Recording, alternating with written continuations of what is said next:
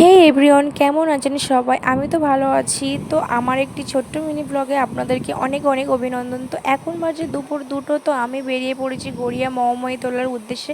তো ওখানে আমাদের আজকে একটা মিছিল আছে, তো তারই জন্য। তো এইদিকে রাস্তায় যেতে যেতে দেখি সমস্ত লোক গাড়ি ভর্তি ওখানে যাচ্ছে।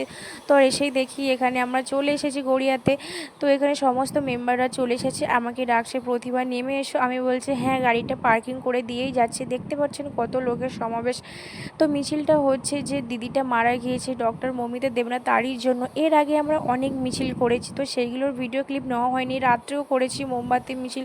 তো রিসেন্টলি আমি ভিডিও করা ধরেছি, তারই জন্য আজকের একটি ছোট্ট ক্লিপ আপনাদের সাথে তুলে ধরলাম। তো সোশ্যাল মিডিয়াতে অনেক কিছু ঘটে, সেটাও অনেক কিছু রটে। দেখবেন যেটা ঘটে তার থেকে বেশি রটে।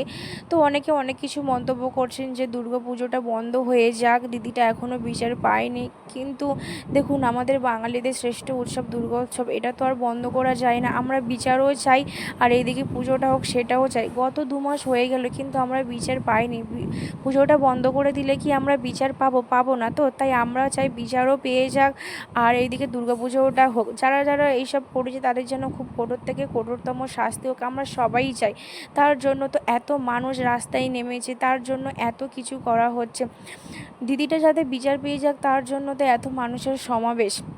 আমরা সবাই চাই যেন দিদিটা বিচার পেয়ে যাক। তো ভিডিওটি আজকে এই পর্যন্ত। যদি ভালো লেগে থাকে like, comment, share and follow করতে ভুলবেন না। টাটা।